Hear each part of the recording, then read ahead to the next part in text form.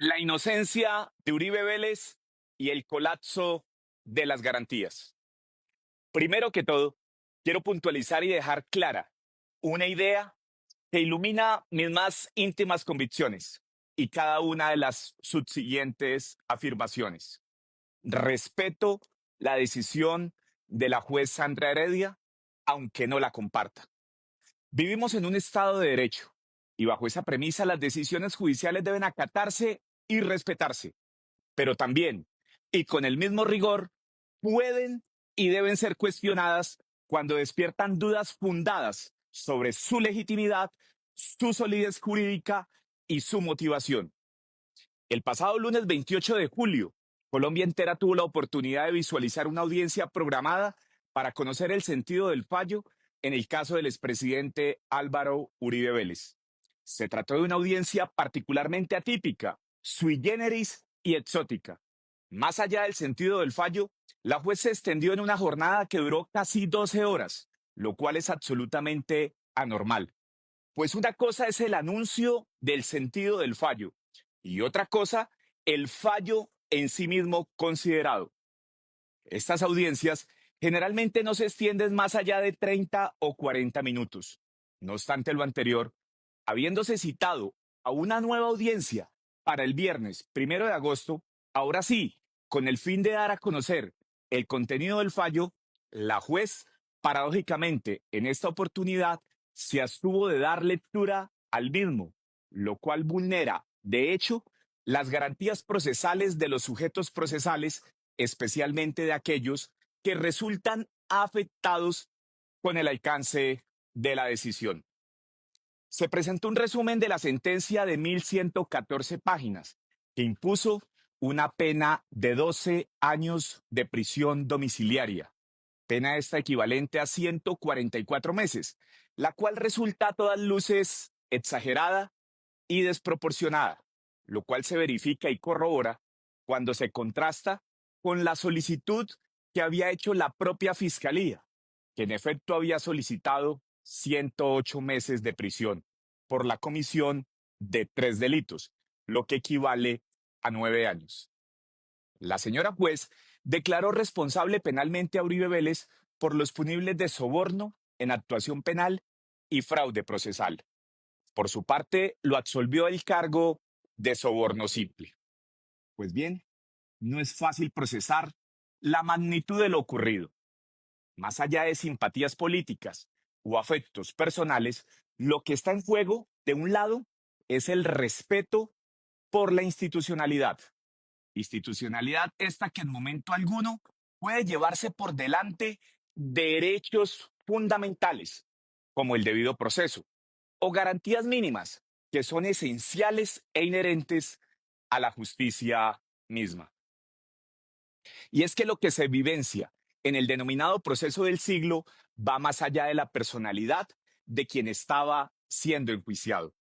Tiene implicaciones directas sobre la calidad del sistema judicial colombiano, sobre los límites del poder punitivo del Estado y sobre la legitimidad de los precedentes que de aquí en adelante se podrán invocar.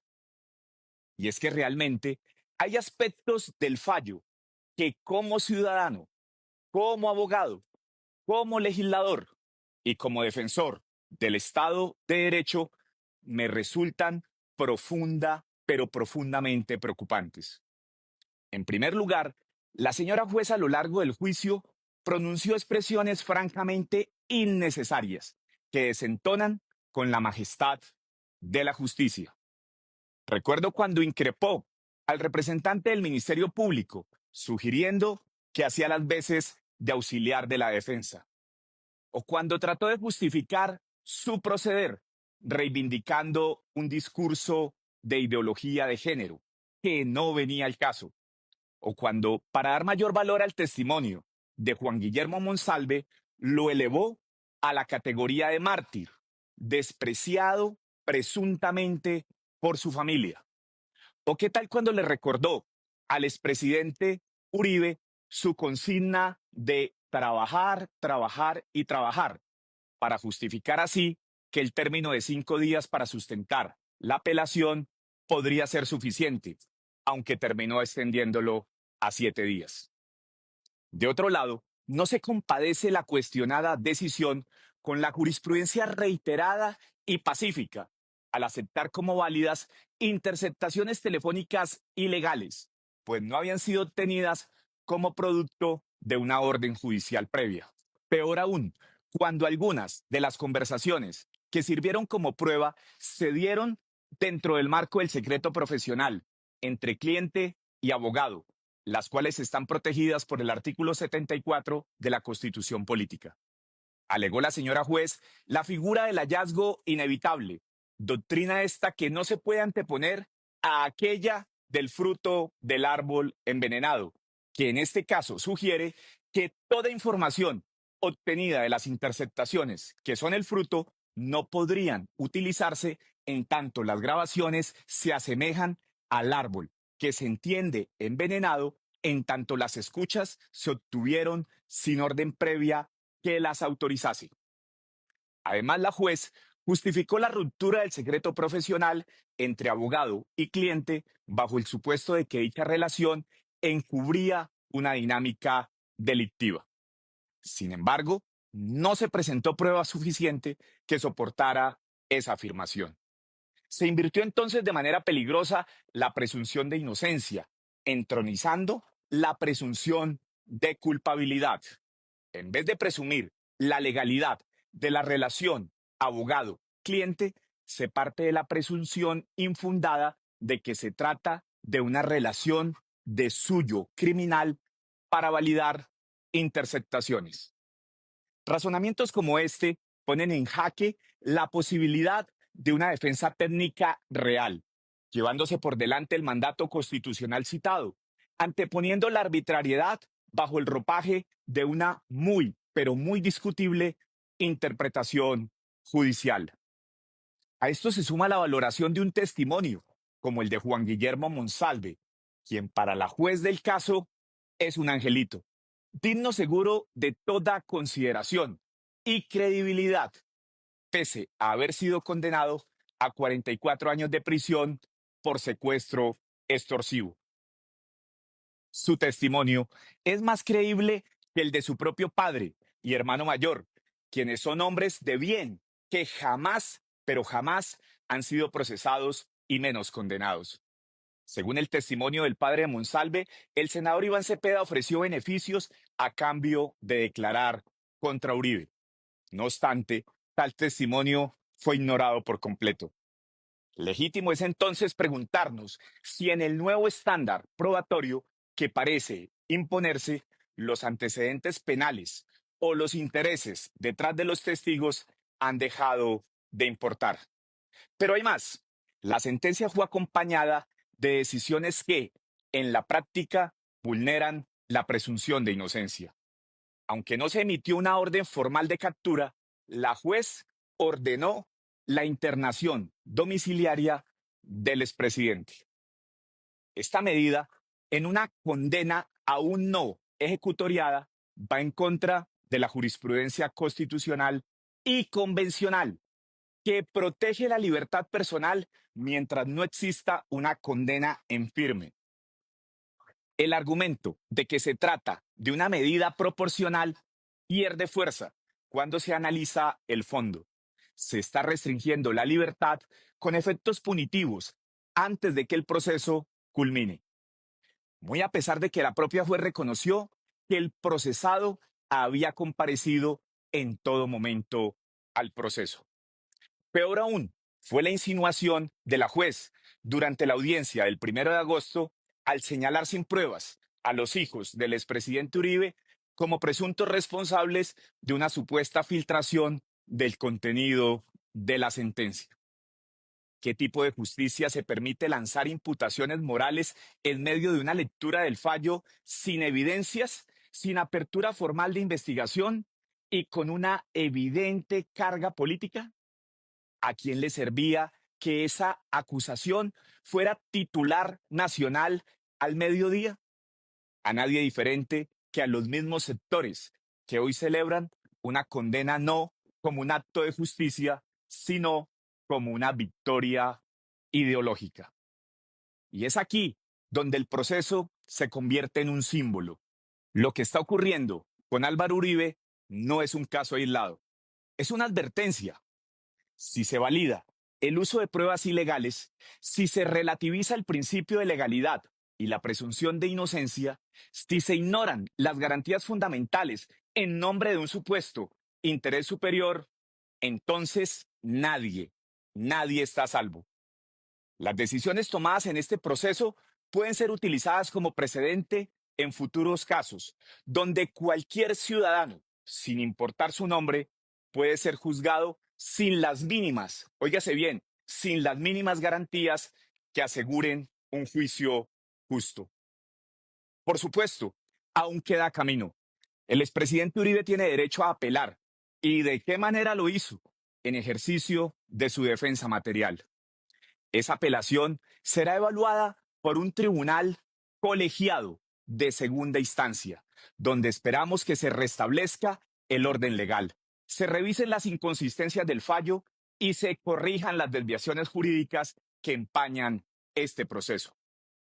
Mientras tanto, es importante aclarar que la presunción de inocencia de Uribe sigue vigente, pues la cuestionada decisión no está en firme, ni es la última palabra. Esto así le duele al presidente Petro, a quien le gustan las decisiones judiciales que afectan a sus enemigos políticos, pero no así las que controlan los desmanes de su nefasto gobierno. Y aunque Petro quisiera que Uribe se retirara del escenario político y se dedicara a consentir a sus nietos, lo que no sabe es que sus presiones y sus provocaciones lo que hacen es llenarnos de fuerza y de vigor para seguir trabajando por Colombia, en el afán de tratar de evitar que el mandatario en funciones siga destruyendo nuestra patria, como lo ha venido haciendo durante los últimos 3 años.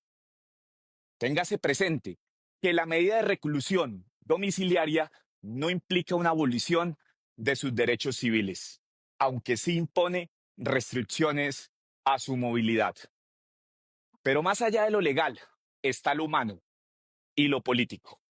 Quienes acompañamos al expresidente Álvaro Uribe Vélez no lo hacemos solo por lealtad personal o partidista. Lo hacemos adicionalmente porque vemos, en este caso, una amenaza real al equilibrio de poderes, a la independencia judicial y a los principios constitucionales que rigen nuestra democracia. Lo hacemos porque mientras él enfrenta una sentencia, Miguel Uribe Turbay, su discípulo político, se recupera de un atentado vil que también tiene un trasfondo político. Y lo hacemos porque creemos que Colombia merece una justicia que no tenga dueño, que no se imparta con cálculo, ni mucho menos a manera de venganza, revancha o con sustrato retaliatorio. En estos días difíciles, el respaldo de los colombianos ha sido conmovedor. Hemos sentido el abrazo sincero de millones de personas que más allá del ruido mediático entienden lo que está en juego. No es solo la suerte de un hombre, es el futuro de un país que no puede permitir que la justicia se convierta en instrumento de persecución. Es el grito de quienes claman por recuperar la institucionalidad, la seguridad y la esperanza. Y es que vivimos y asistimos ante una paradoja dolorosa. Mientras en Venezuela se consuma una dictadura con apoyo de facto, aquí, en nuestra democracia formal, se persigue judicialmente al hombre que derrotó al terrorismo y devolvió la tranquilidad a millones de colombianos.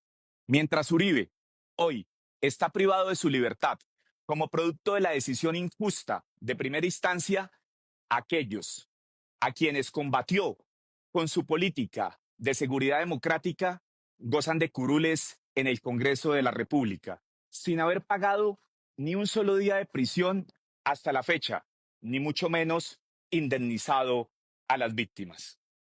La verdadera justicia no necesita adornos ni aplausos. no se construye sobre la retaliación ni se fundamenta en prejuicios. Se sostiene en hechos, en pruebas legítimas, en garantías inviolables. Y eso es precisamente lo que hoy extrañamos más que nunca. La historia, como siempre, pondrá las cosas en su lugar. Pero mientras llega ese momento, nos corresponde alzar la voz, actuar con firmeza y defender sin vacilaciones la legalidad. Porque sin justicia verdadera no hay democracia y sin democracia no hay futuro.